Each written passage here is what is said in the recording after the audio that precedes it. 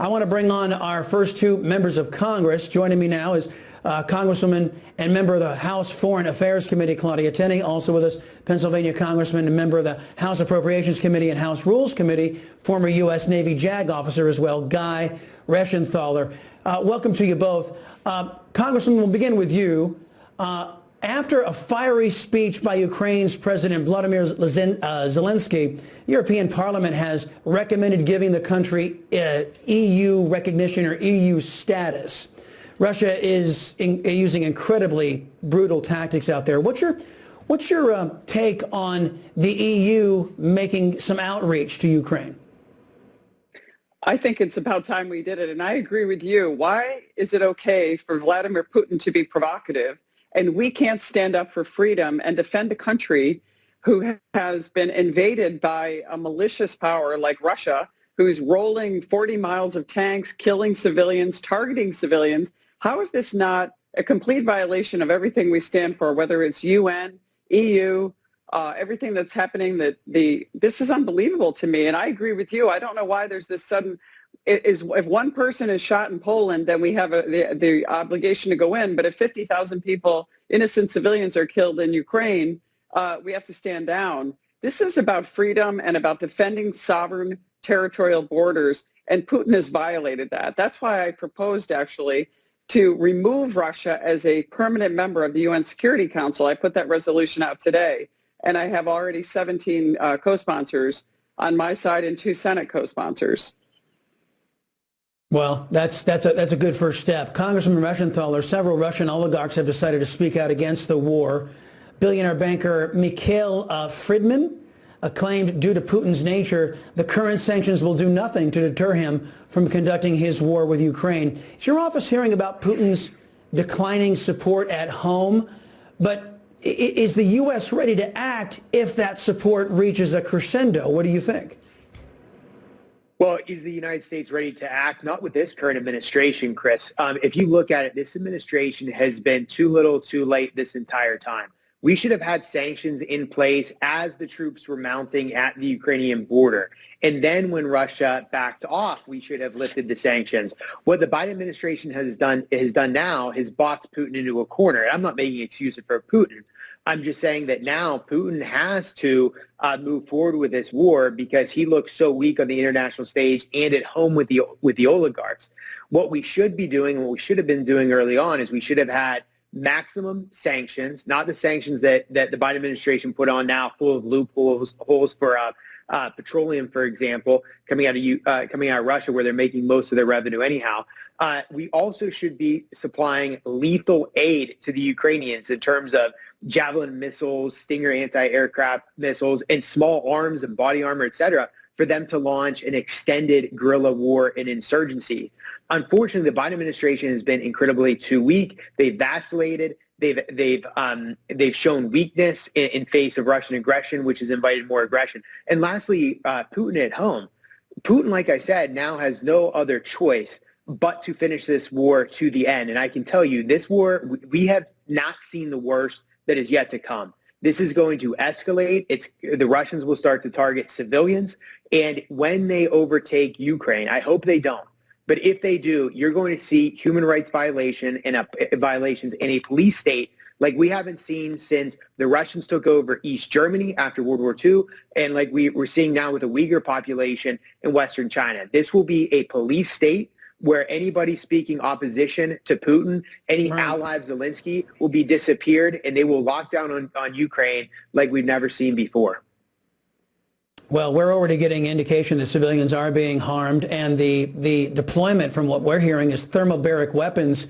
According to the the Ukrainian ambassador, I should say, the thermobaric weapons, which are banned by the Geneva Convention, I think. Congresswoman Tenney, Biden told far left-wing podcaster Brian Tyler Cohen that Americans are just too messed up in the head to realize how much of an amazing job he's doing as occupier of the Oval Office. Watch. Is a phenomenal negative psychological impact that COVID has had on the public psyche. And so you have an awful lot of people who are, notwithstanding the fact that things have gotten so much better for them economically, that they are thinking, but how do you get up in the morning feeling happy? Right. Happy that everything's all right. Isn't that a bit rich for Mr. Biden to be accusing the American people of being messed up in the head? For a guy who spent the last few years campaigning and governing this country in a basement, he has no clue what's going on. He's not aware of the realities of nearly 40-year high of inflation, the supply chain problems. I'm a small business owner. What we're facing, the war in Ukraine. He doesn't even care about the Afghanistan crisis. I mean, he basically said, look, I wouldn't change anything. 13 Gold Star families were created last year needlessly because of his reckless, ridiculous policies, his arrogance, his inability to lead this nation. We have a southern border with over 2 million crossings, fentanyl crisis across this nation. He is just totally oblivious to what's happening. It's just incredible to me that he's actually blaming it on us not being happy. We are living in reality, and this president has no idea what's going on. And, it's a tragedy that we have almost 3 years more left of this. If hopefully not, but the alternatives are either Kamala Harris, Chuck Schumer, Nancy Pelosi, or Anthony Blinken. And it was he and his political party that ginned up all of this angst about the China virus, and it was he and his political party who abandoned thousands of American citizens and Afghan allies in Afghanistan. Congressman Reschenthaler, America's fall under Biden has been swift. It has been severe. What's missing is a GOP vision to fix all of this. There's no contract with America, no pro-American vision. Isn't that a problem in your mind? No, we actually are working on that, Chris. Kevin McCarthy has been a leader on this. We have numerous task force that are already set up and established with the idea of making sure we have policy suggestions and legislation that we can run on day number one of retaking the House, which we will this year. I, for one, am on the China task force. I'm very proud of that. I was on it last year and this year. And I can tell you we have a slew of recommendations, a slew of bills that we can pass that will hold China accountable day number one. And I think in the past, we have always made the mistake of saying, once we get into the driver's seat, we'll figure out how to make the bus run. That's not how, you don't work on a bus when you're driving it. We are working on the vehicles right now to make sure that when we're moving forward with speed and we're actually making changes. And remember, we're going to have the power of oversight and investigation. We're going to expose all of the corruption that we've seen from Hunter Biden. We're going to show all the connection with the Biden family and that he has with the Chinese Communist Party and the oligarchs in Russia. We're also going to make sure we refocus on the Durham report to see what actually happened in 2016 and the spying that took place moving forward on that. So I'm very excited about retaking the House and what we can do with it when we're in control.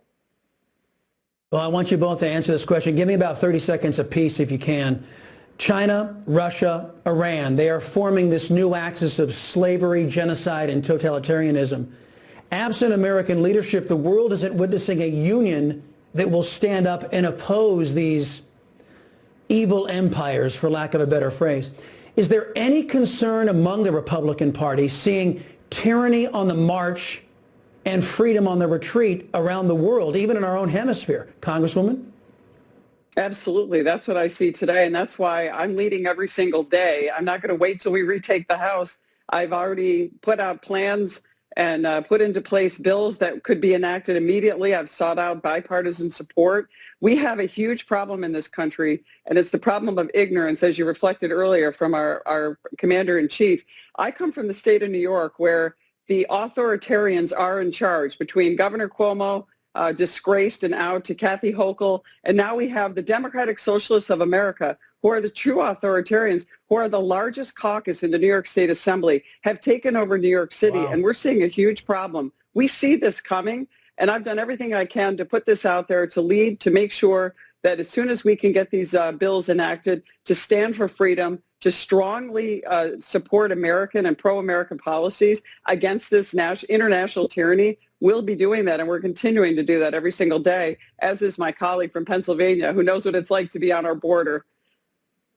Yeah. Well, Congressman, this axis of oppression, China, Russia, Iran, and those who are under its influence, you don't see much urgency from the Republican Party to position America to stand against this, to lead the world against this.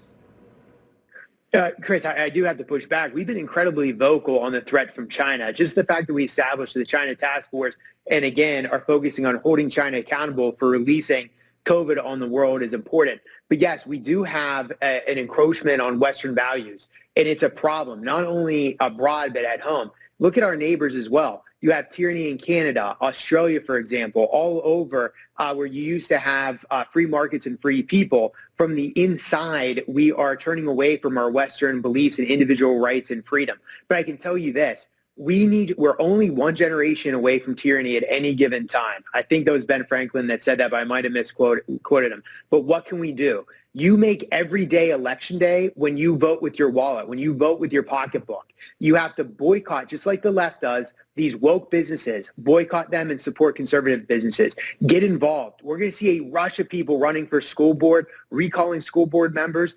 If you are upset about the mask mandates in school, if you're upset about CRT being pushed through the curriculum of your local school, run for school board, run for local office.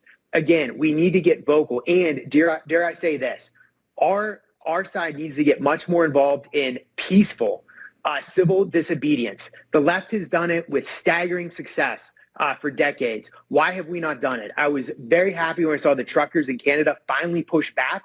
Why were we not doing the same thing here in the face of unconstitutional mandates? So we've got to get vocal. We've got to vote with our pocketbooks, and we've got to get active politically at all levels. In that way, we can turn the corner. But if we don't all engage and do it soon, I'm very fearful of where we're heading. Me too. Got to use your rights while you still have them, folks. Congresswoman Claudia Tenney and Congressman Guy Reschenthaler, appreciate the conversation. Thank you very much.